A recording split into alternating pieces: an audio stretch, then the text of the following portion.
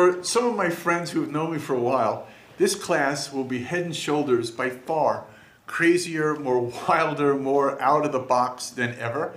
Probably the last time that I'll ever be invited back to this shul to speak, maybe even publicly allowed to speak ever again. So I just want to thank you all and let you know it's been really nice, and shkoyach for the times we've had. But and also I want to tell you, I mean, what I understood from Reb Aaron, what this class was supposed to be, was kind of like, I don't know if it's a singles mixer, I doubt that, but something to deal with the whole idea of marriage and family and dating and things of this nature and so on.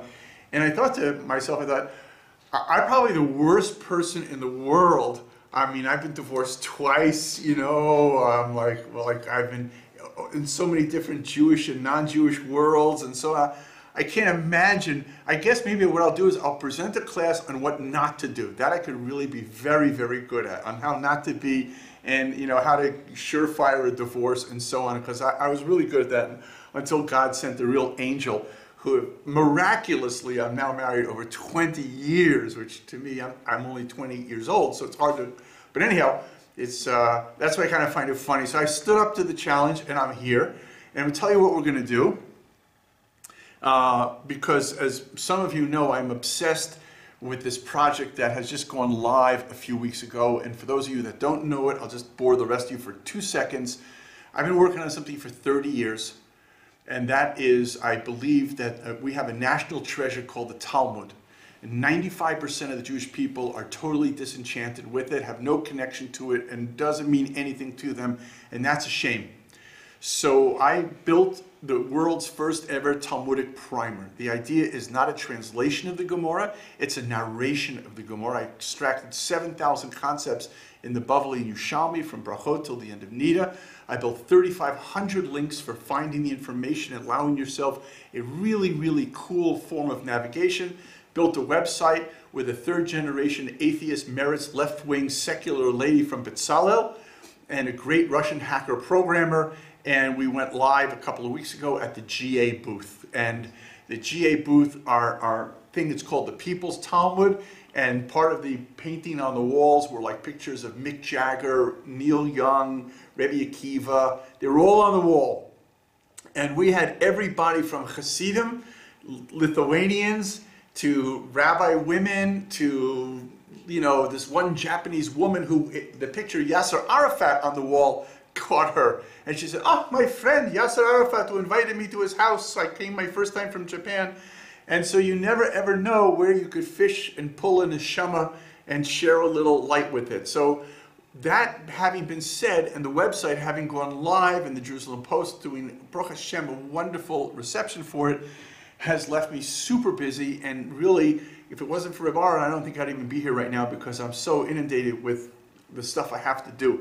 So what I did is I used this as an excuse to show and share, you as well in the video, that the beauty of what the People's Talmud could show you is a broad stroke vision that the sages try to teach us, that unless you have the breadth of what the Talmud has to offer, you'll never see it. You know, you might, and I did, I spent many years in yeshiva, and I'm very thankful for every minute of it, drilling down on particular Gemaras and learning Iyun, which I loved, and going through a Shav Shmaisa on what is the definition of a Sveik Sveika, etc., etc., etc.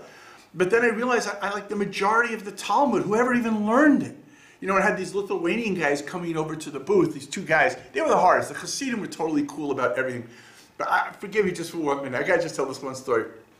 So I realized, because you know my background's in high tech and I've spent a lot of time in technology, and it shows, to me the booth is like a goal and you're the goalie, you know, and you gotta and the shots are coming from all over, you have to be ready to block everything, right? So suddenly I was in a Jewish world, which I'm not used to being in. It was a whole different kind of experience.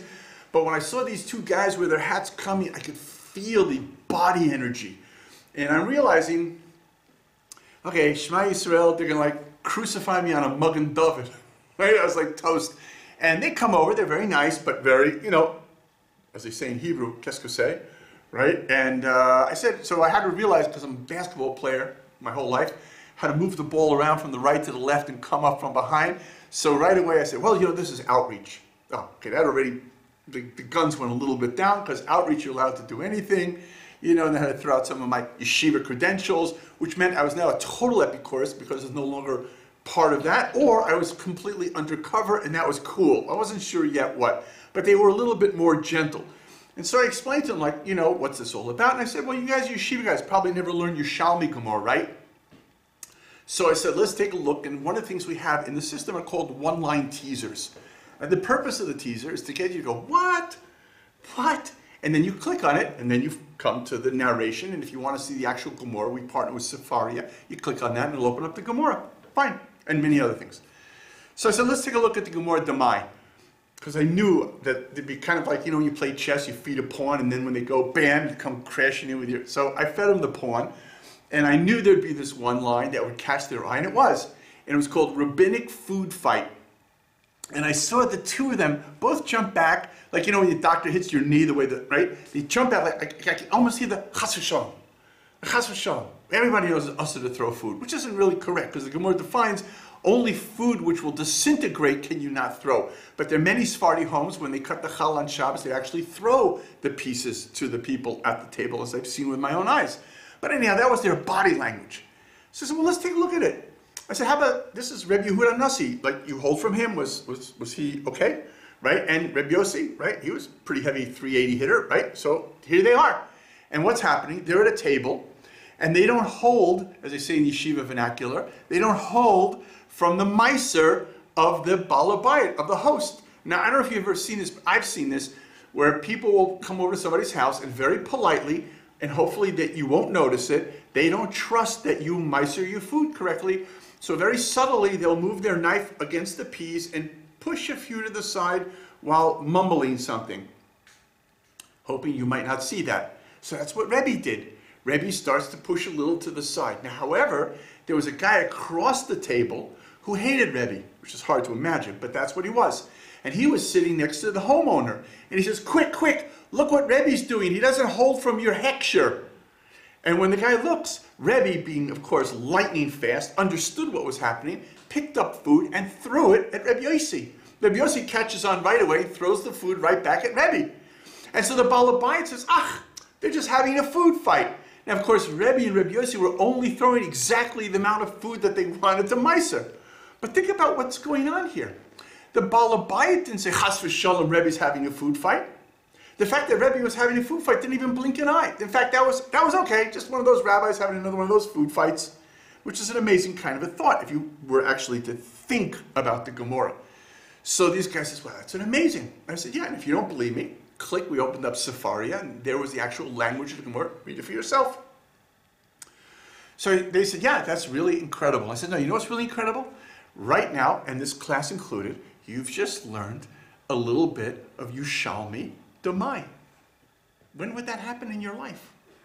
So that's what the People's Talmud does. And so I thought, you know, one of the things I did in breaking down access to this information, here we go into this very, for over 18-year-old only audience, one of the selections is called, one of the head categories, because there are categories and subcategories, is called marriage and relationships. So I thought that would be appropriate since that's what it's supposed to be about. The subtitle, of which there are many subtitles, I was going to do the one on Beshert, but I thought I'm just going to go for it. So this one is actually called Intimacy, Sex, Intercourse, and Marital Relations. All the kind of things that are going to bend you out of shape and make you feel uncomfortable, but it shouldn't. And that's what I hope the class is going to share. I'm going to take a few minutes. I've created kind of an aerial trip. We're going to begin with the Gemara Brachot, and we're going to land at the end in the Gemara Nidah.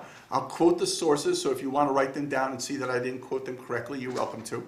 And I'm going to show you kind of a paintbrush stroke as to how important intimacy and the beauty of marriage and lovemaking is all about.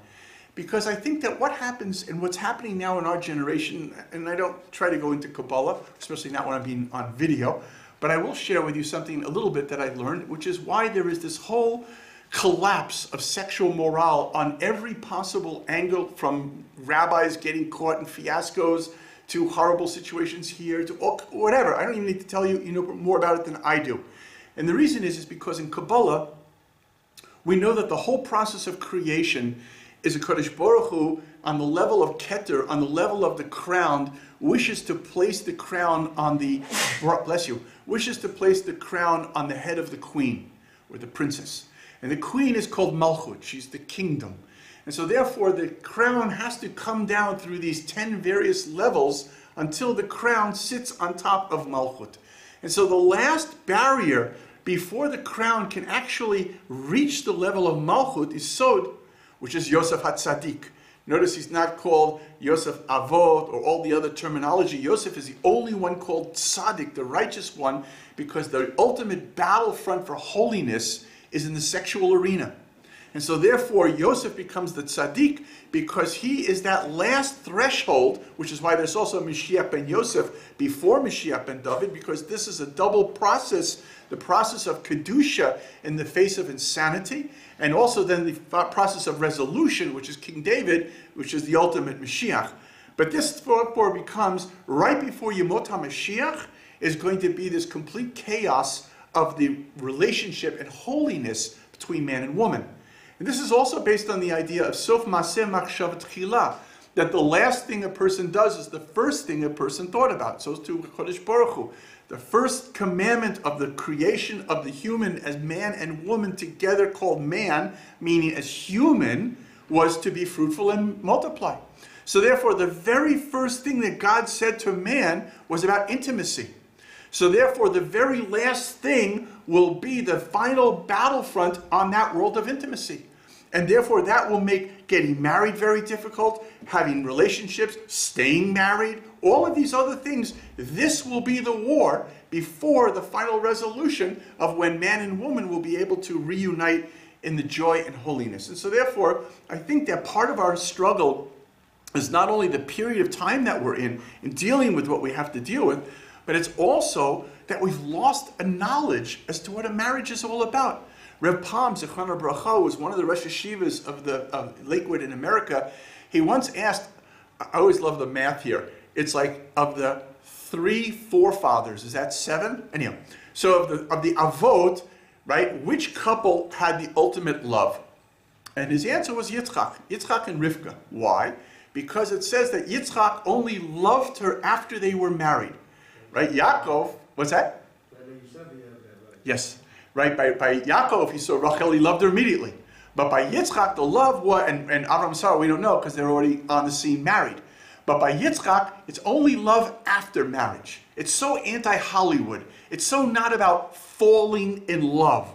It's about elevating in love. It's about all of a sudden, now you're not marrying a fantasy or an image, many times of which we're really just looking for someone to reflect our own ego, but rather you actually see this other being, be it male or female, depending on who you are, and suddenly appreciating the other and becoming one with the other.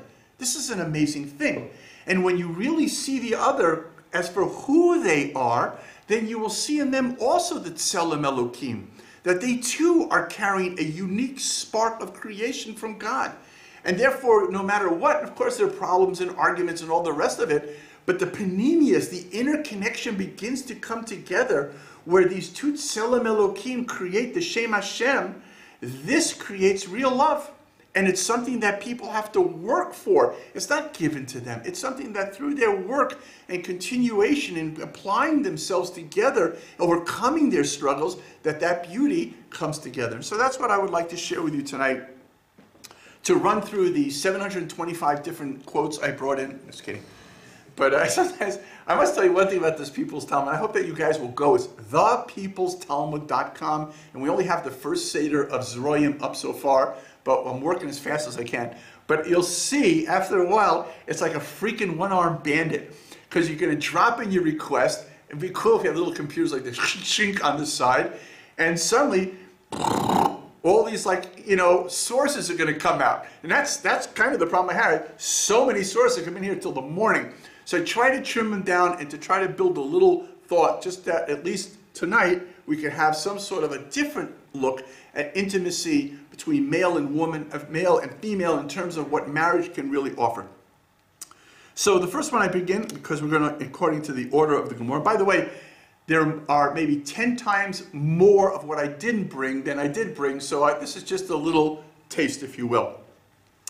The Gemara Brachot on 22a says, the Torah and the Talmud emphasizes the importance, beauty, and desirability of love and lovemaking between a husband and a wife.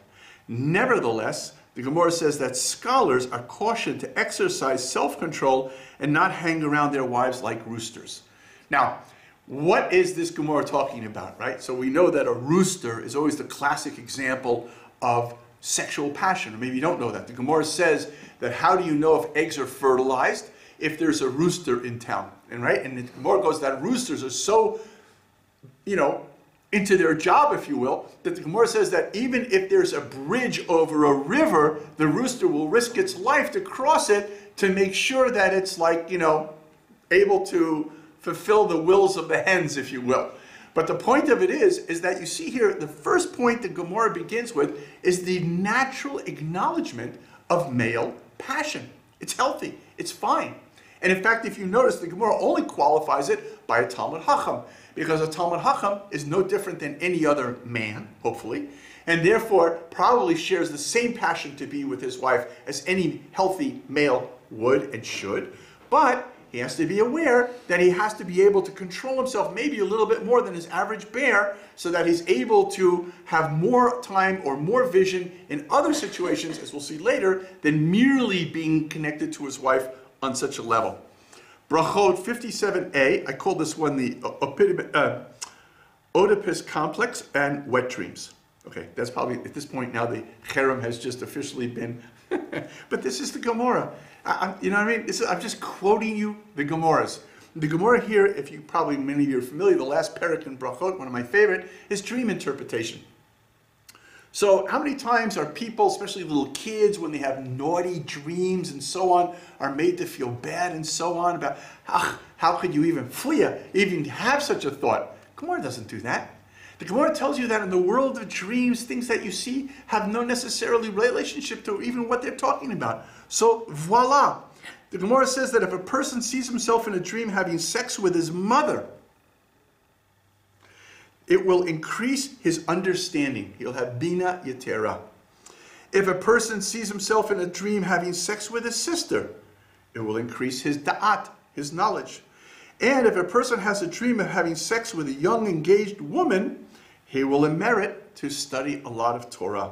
And last but not least, the Talmud says that someone who sees himself in a dream having sex with a married woman, but quickly qualifies not a married woman that you know, or that one that you were thinking about, chas v'shalom, such a person will know he's going to heaven.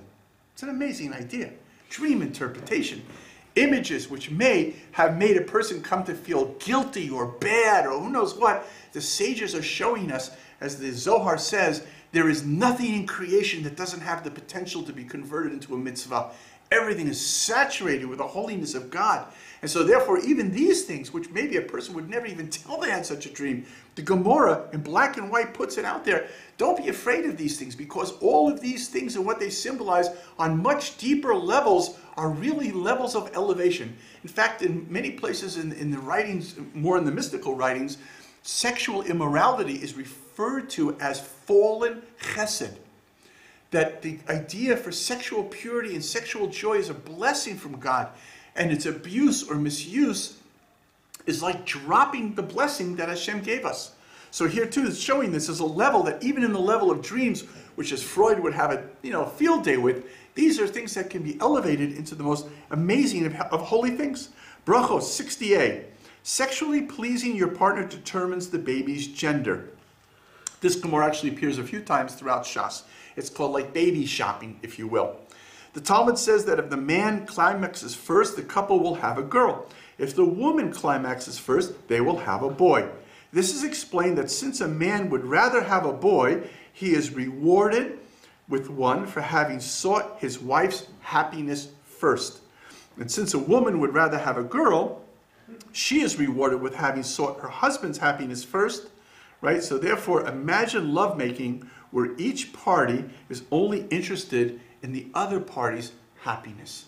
This is Chazal writes this over and over and over again. In fact, even you could look at the Ramah in Shulchan Aruch, in Ibn Ezra, where he uses the language that a husband should approach his wife sexually as if he's paying her a debt he owes her.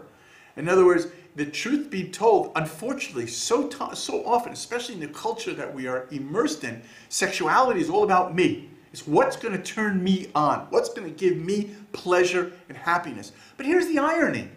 If you focus on your partner and all you're going to think about is his or her happiness, unless you're making love to a mannequin in a store window, that person's love, where's that energy going to go if not back to you?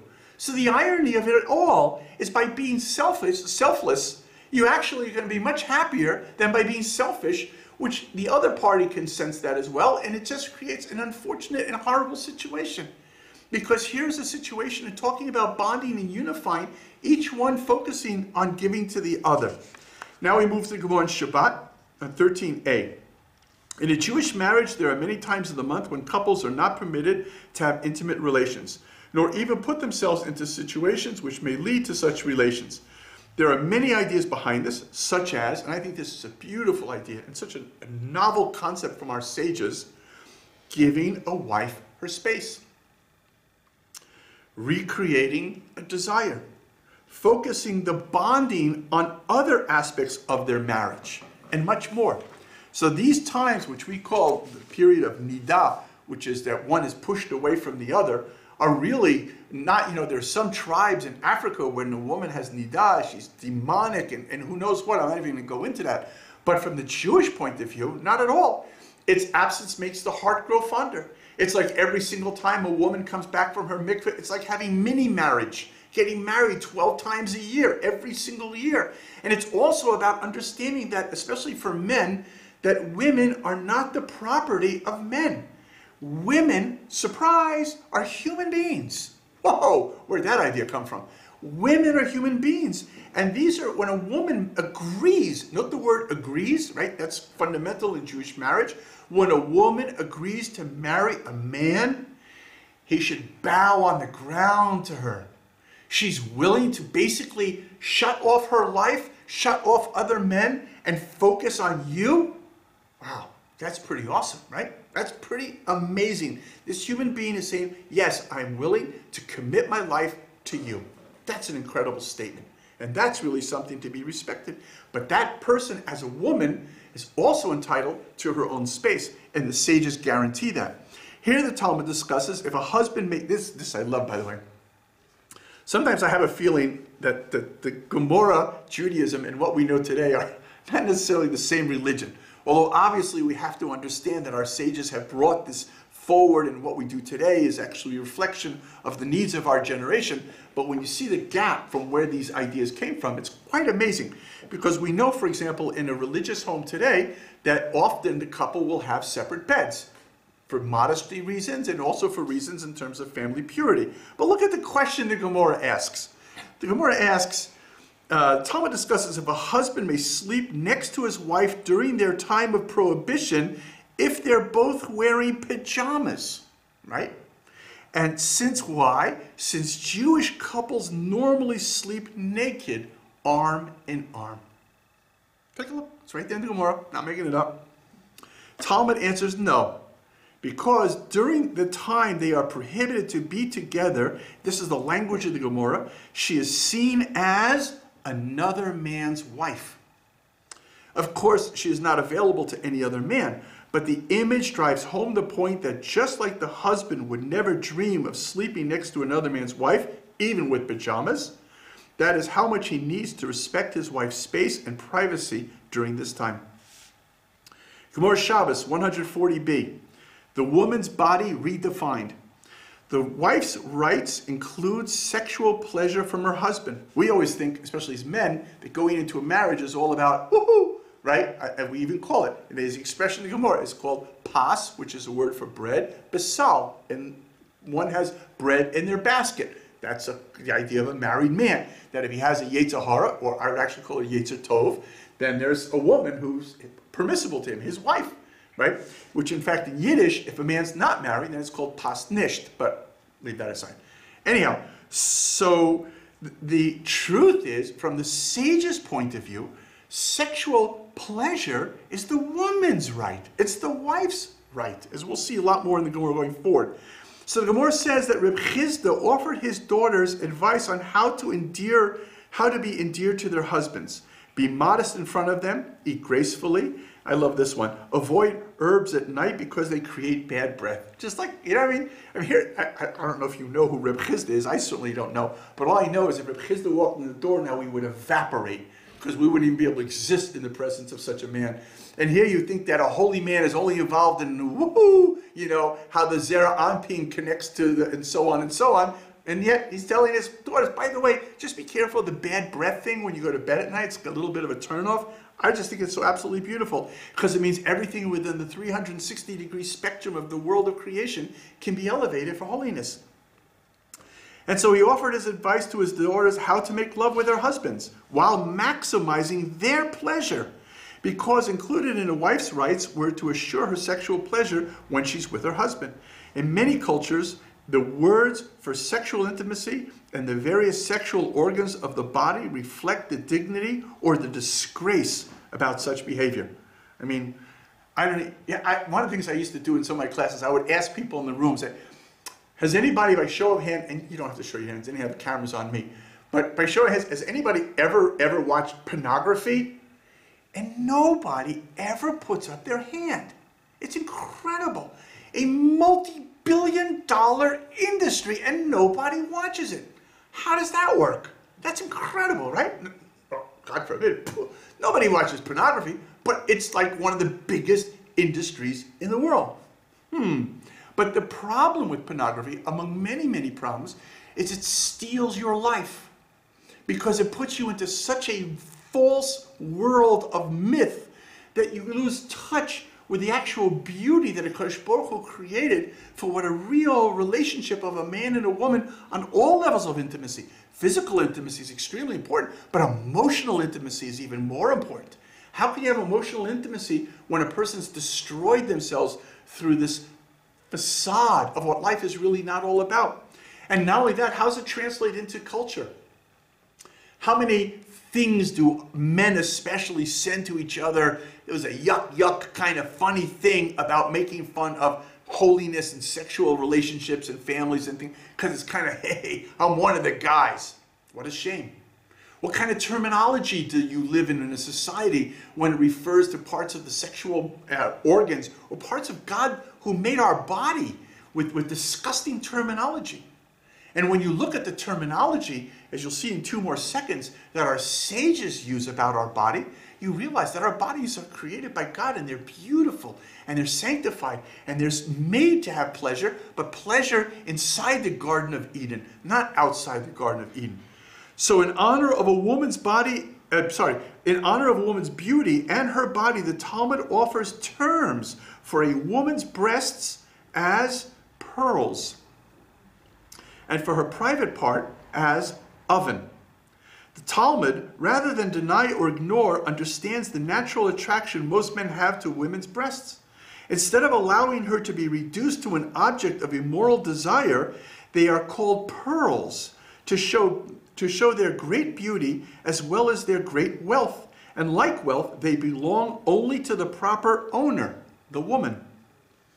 As the term oven brings to focus 2 points. One, that unlike man, woman is a closer partner with God, and she has the apparatus given by God in which she can create human life. In Jewish thought, not only is there nothing vulgar or off-putting about a woman's private parts, but in the proper perspective, such a term creates endearment and respect.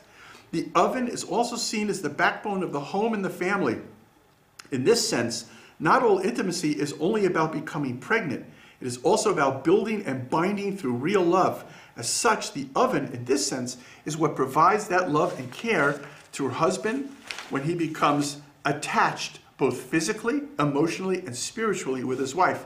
By the way, in other literature, more in the mystical literature, another term that's used about a woman's private place is actually the name of God, called Hamakom, the place. It's the only part of the male-female body where God ascribes God's name to part of the being, because that is like entering the Holy of Holies of the Beit HaMikdash. And if it's done in the right way, the souls that can be brought down into this world can be the highest, most elevating souls.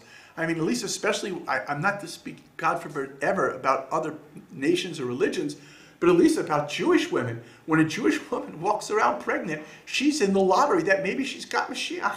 That's an amazing thing. I mean, everyone's going crazy about the $1.6 billion lottery. You know, somebody said the winner never showed up because they died of a heart attack when they found out they won. But I mean, you know, what's $1.6 billion? No one's going to remember that bozo in another 50 years. But you were the mother of Mashiach? You were the mother of Rebbe Akiva? You were the mother of Hillel? That's an amazing thing. And so it deserves that awareness and that respect as well. Shabbos 152a. The Talmud says that the lust for woman defies logic. Still, the Talmud says that there's nothing like healthy lovemaking to bring peace into the home.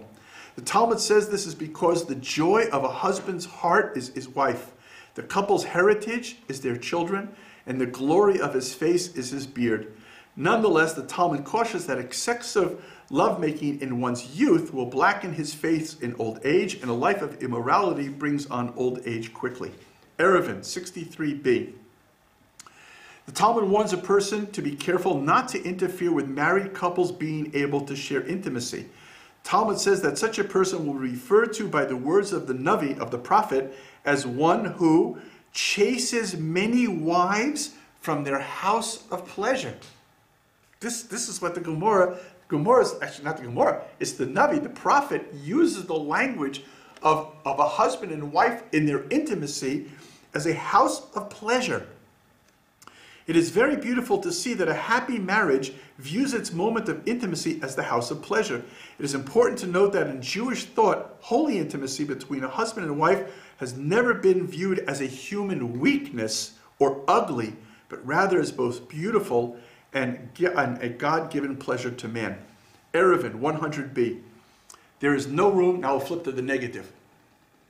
There is no room in Judaism for wife rape, God forbid. Now you got to remember, this is recorded in the Gemara thousands of years ago, but this has always been Jewish halacha. I mean, there were not many societies that were defending wife rape in marriage, even today. So here we are, this has always been fundamental Judaism. The Talmud makes it clear that under no circumstances may a husband force his wife to have intimacy. And if he does, there could come to be children born with real personality problems. In contrast, if a husband wants to have boys, he should have relationships with his wife twice in the same night, but only with her consent. The Talmud adds that a wife hints for intimacy with her heart, while the husband asks directly with his mouth.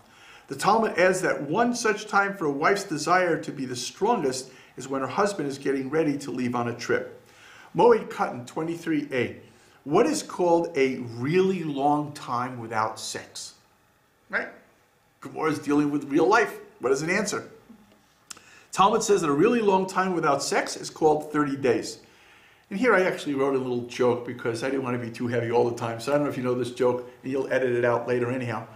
But the joke is, there's a professor teaching sex education at university, and he's got hundreds of students there, and he asks his students, he says, how many people have had sex in the last week? A lot of hands go up. And how many people haven't had sex for the last couple of months? And a few hands go up. And so on, until finally he says, how many people haven't had sex, only have sex once a year? There's one guy in the very back of the room, he's waving like crazy.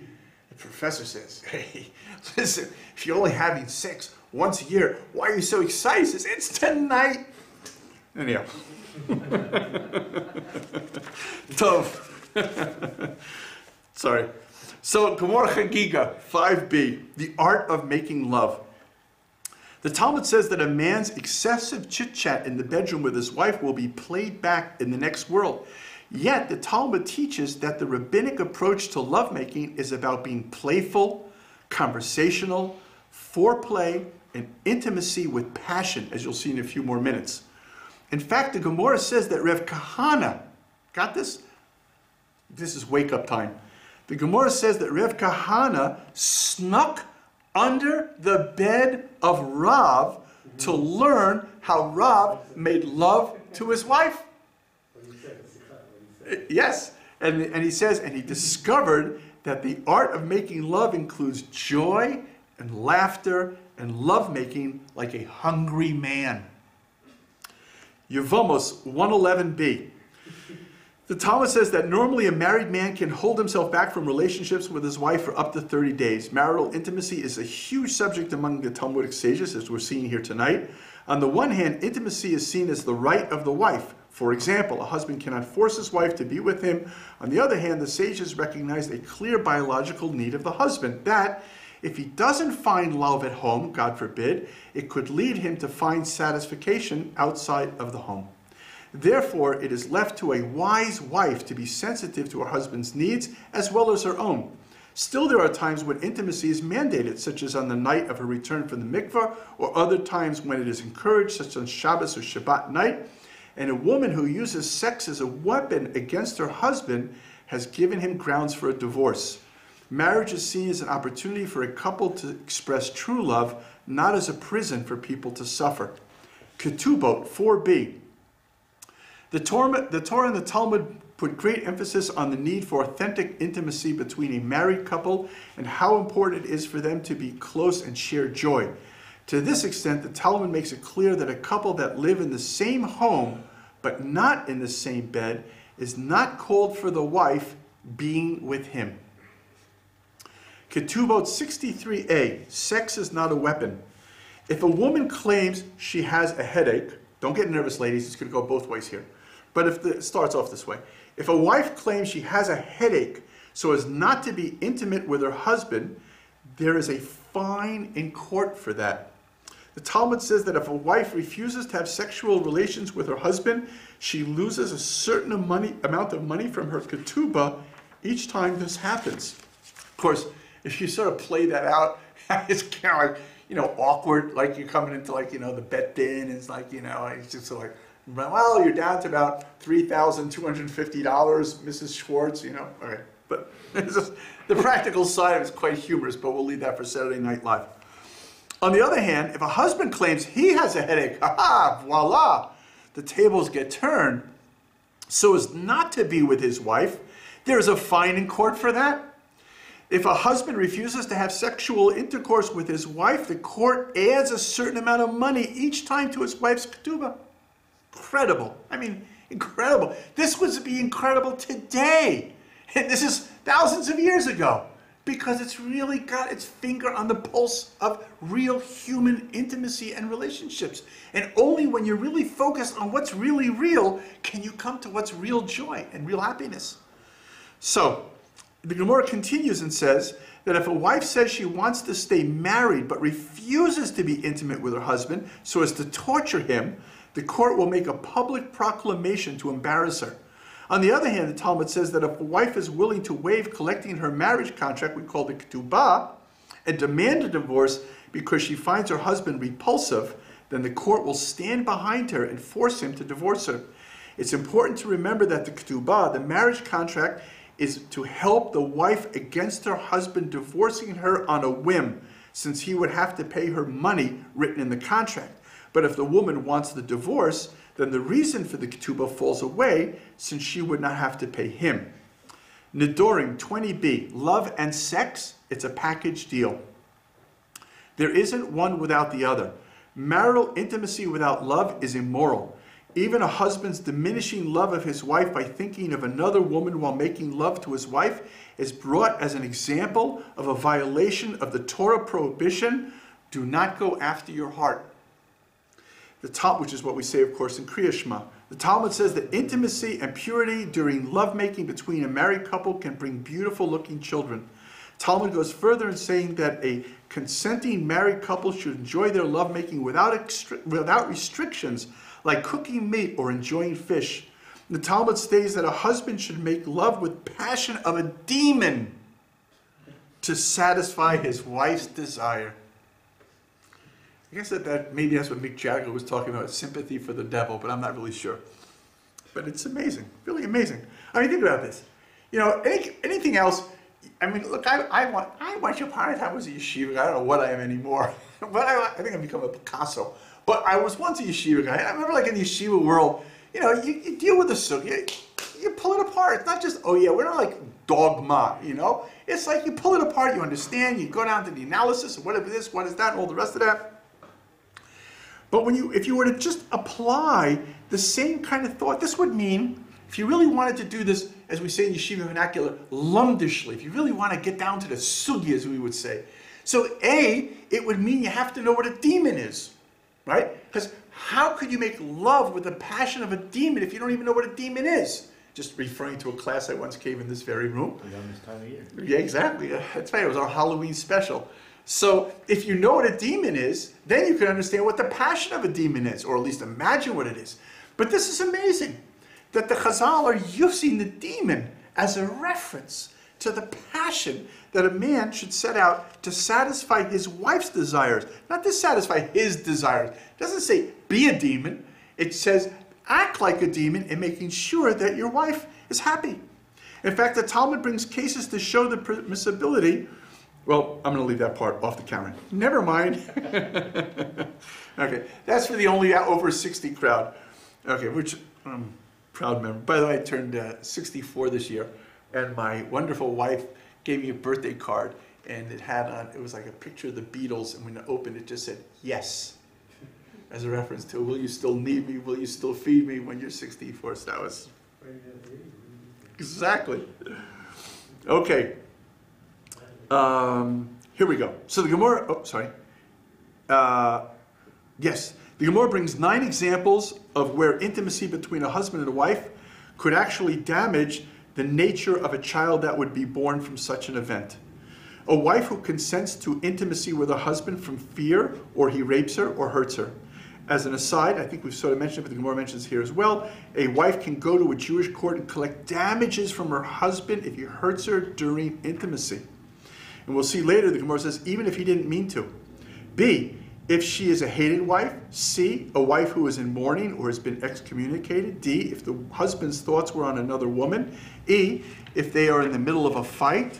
Or F, if the husband or wife are so drunk, and I added stoned, so that they are unaware of what is happening. G, a wife whose husband is planning to divorce her. Or H, a divorced woman who married another man within 3 months of her divorce. And the last example, or wife who demands sex. On this last point, the Talmud suggests that a wife should solicit her husband with suggestive hints, but not with explicit words and gestures, and from this they will have wonderful children. The Talmud talks about rabbis who were so holy they look like angels and were born as such beautiful children because their parents made love in holiness. Sota 21b. I call this one cold cash or hot love. Talmud says that a woman would rather have her husband bring home less money but be available to make love than to bring home more money but be traveling overseas all the time. So I posted that one on the Facebook. I want to see what kind of comments I got back on that to see, as I write here, I said, you know, what would the Jewish woman 2,000 years later have to say about this? So I quoted 2 women. One woman who said she's from a Torah household said, when asked about this Gemara, she said, I'll say that my husband had several opportunities to make substantially more money, but he would have had to have traveled 75 to 90% of his work week. We mutually decided his presence at home was more important than a cushier lifestyle. However, another housewife wrote, I think nowadays women would prefer cold cash to hot love. Just my humble opinion, that's how she sang it. Maybe there was a song like that. Oh, give me money. Okay, never mind. Gittin 25b. The Talmud's ultimate pickup line. This is really wild. But again, guys, hey, this is the Gemara. This is your sages, your family, our family, as it's been handed down and not accessible, unfortunately, to 95% of our nation. So here's the Talmud's ultimate pickup line. And I just sort of elaborate. In every culture in the world, men are always wondering how to ask a woman out for a date. Some cultures are more aggressive in their approach, which I'll just say as a side point, in Finland, it's actually the women that go into the bars and pick up the guys. It's quite an unusual experience. And some are very formal. Although this is not a line the Talmud would suggest, underlined, disclaimer, it would not suggest using it. It does mention this in the context of there are those who are willing to try anything. So the line is where the man says to the woman, this is verbatim from the Gemara, how about we have sex now, And if it turns out afterwards my father approves of you, then we will be married. How's that for the ultimate pickup line? The Talmud says that according to one opinion, even if the father did not approve, they would still be married. Because, at least in those days, a man would not want to be involved in lewd behavior, and therefore the assumption is that his intimacy was actually a form of consummating the marriage. However, there is another opinion that only if the father later agrees was it a valid act of marriage. And according to this opinion, therefore, it would appear that there's a concept of retroactive marriage. Baba Kama 32a. Throughout the Talmud, there are numerous sources discussing the respect and care a husband must show his wife. The Talmud highlights that a husband by no stretch of the imagination owns his wife's body, nor may use her body simply for his own sexual needs without her consent. The Talmud ensures the wife's rights by stating that her husband has to pay her damages if he hurts her during lovemaking, even if they were engaged in this act with her full consent. In other Jewish texts, it is mentioned that God will not forgive a husband who hits his wife. The Gemara Nida, we're kind of winding down here a little bit, in 5a, the Gemara there says the Talmud uses different endearing phrases for intimacy between a married couple. Right? We saw the terminology for the woman's body. Now, terminology, we could use Jewish terminology for the intimacy of a married couple. One such example quoted here is, quote, she is in a rush to get home. Just going to let your mind deal with that. The Mishnah, a little bit later on 11a, brings another term of endearing for intimacy, which is serving her house. Nida in 12a, sexual intimacy between a married couple is all about being present with each other. As such, the Talmud makes it clear that the Torah prohibits intimacy with one's wife if she is asleep. On the next page, 12b, the Talmud continues that sexual intimacy between a couple is a very sensitive issue. Men and women, by their nature, approach the moment in different ways. Since the male nature may be more influenced by visual stimulation than a woman, the Talmud advises a wife to be careful not to do something just before intimacy that might be, God forbid, repulsive to her husband and ruin the moment. The Gemara in Nida on 31a says, oh, this is great. I mean, not that the others weren't, but to me, this is, I don't know, you guys must have, somebody here must have grown up on Bugs Bunny. So one of my favorite Meforish Bugs Bunnies was Bugs would be in the middle of the desert. There's nothing but a door in a door frame. That's all there is. It's just a door. And Bugs would go and he'd open up the door. Meow, a train would come flying through and flatten him. That's what the Gemara is like. If you just allow yourself to jump in and start moving around, every few minutes, something's going to pop out that's just going to blow your mind. For example, before I give away the Gemara, let's run this back a little bit. Everybody here, I'm assuming, is familiar with the biblical story of Bilam. And all of you probably know that Bilam was blind in one eye. This has also a lot to do with the idea of ayin hara, which is closing one eye and so on. But, and whatever, Bilam was able to access two men, but leaving all that aside. If you haven't learned the Gemara Nida, and if you have, then don't yell out the answer. How did Bilam lose that eye? Did you ever wonder? I mean, was it like a knife fight when he was a kid in Harlem? I mean, how did he lose that eye? Was it the donkey that he made love with, like hit him with a hoof? I mean, how did he lose the eye? So the Gemara in Nida says how Bilam lost his eye. Ready for this? Are you familiar with the Gemara? Okay, so I'll just quote it. The Talmud says that Bilam was blind in one eye because he mocked God, questioning why would God want to watch the intimacy of the righteous. And God answered him because God loves to assist in bringing righteous souls into the world. Now, if you're familiar with all of the Gemaras about Adam and Eve, you know, you have this, just think about the story for a minute, right? So in simple form, Adam and Eve have now, God has done unbelievable creation. I mean, we don't even have a fragment of an idea what creation's all about. But God is like, imagine spending every last penny you have, which I can imagine easily, in helping your children get married. And you do the banquet, and the this, and the that, and you roll out everything, nothing could be good enough, the caterer, the photographer, you roll it all out. And then all of a sudden, your kids, or your son and daughter-in-law, vice versa, they show up, and they just spit and walk out of the room. How would you feel? Happy? I don't think so. Ready to kill him? Probably. So that's what happened. God just rolls out with unbelievable chesed all of Ma'aseh Bereishis, all of creation, to bring Adam and Eve together. And like, what do? Bam! The one thing God said don't do, they do. And everything gets ruined. You would think, you know, that God would like just snuff them and start all over again. Who would want to work with somebody like that, right? Not at all. I don't know if you guys were ever into Austin Powers. Those used to be good references, but now as time moves on, they're a little bit further away. Nobody remembers it.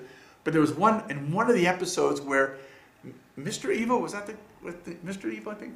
Anyhow, he has a little illegitimate kid, and the kid's now a teenager in the movie, and he's sitting there with like greased back hair and leather jacket and tight jeans and boots, and they've now captured Austin Powers and his girlfriend.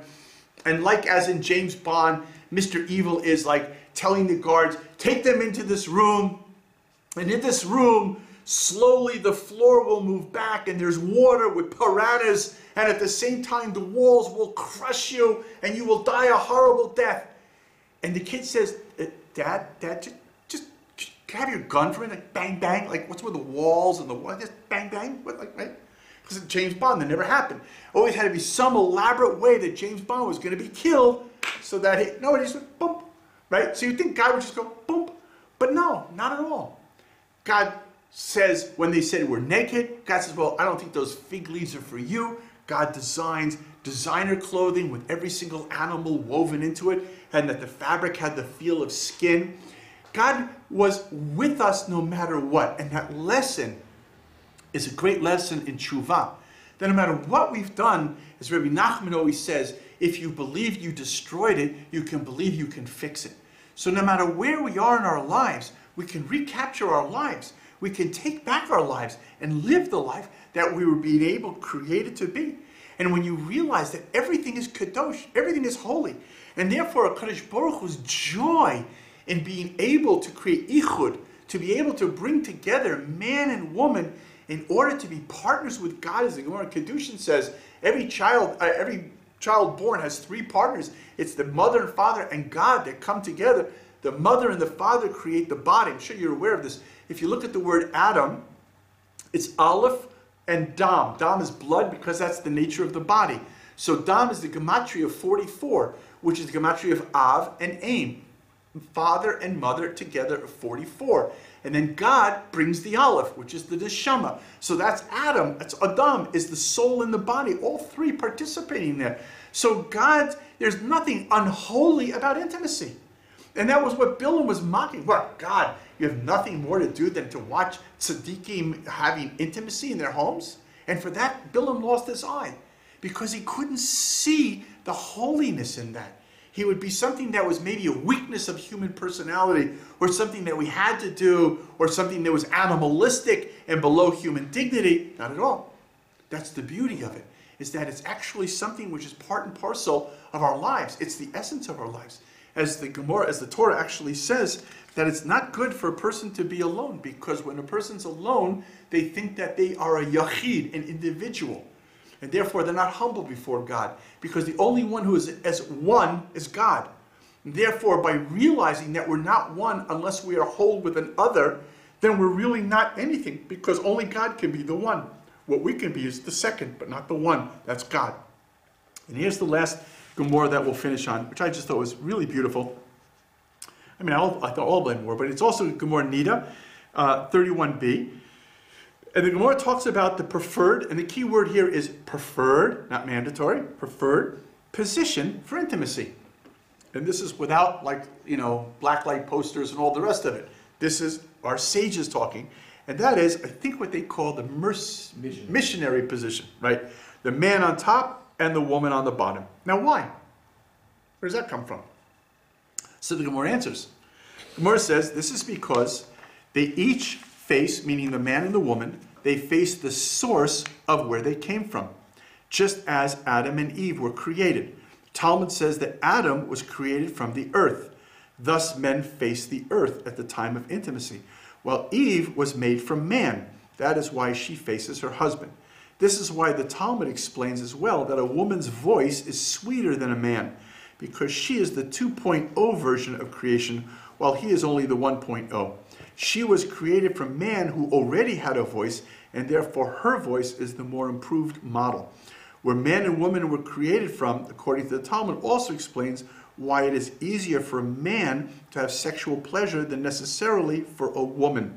Because a man who is made from earth, his sexual nature is more agile, while a woman who is created from human bone can tend to be more brittle or dry. And that's why a man must focus on his wife's pleasure in order to assure her that she has the same joy and holiness in the bedroom as he does. So, since it'll probably be the last time you'll ever see me,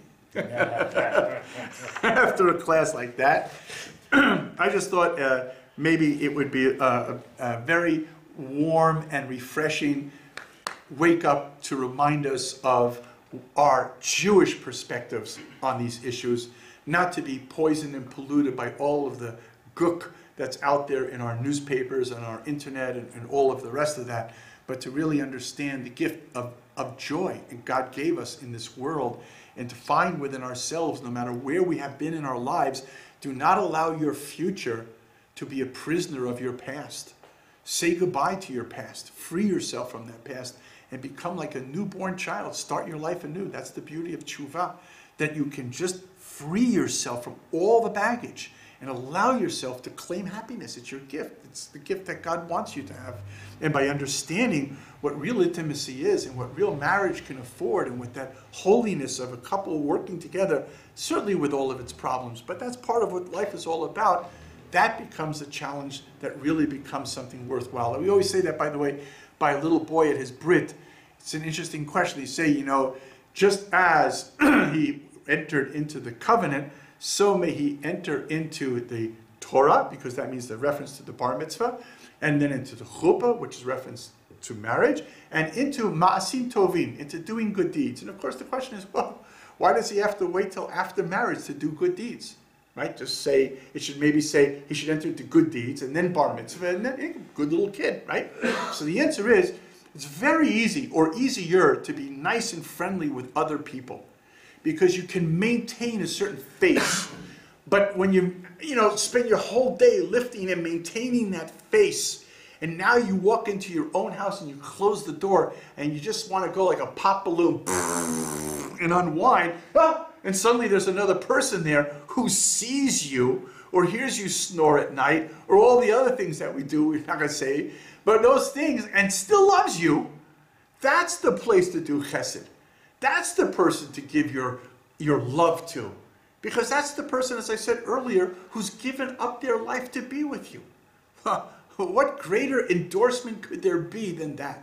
And who should deserve your real acts of kindness more than that person who is behind that closed door with you? And that's something we need to think about, something we all need to think about in our lives, and hopefully from that find something of real value and joy. Thank you very much.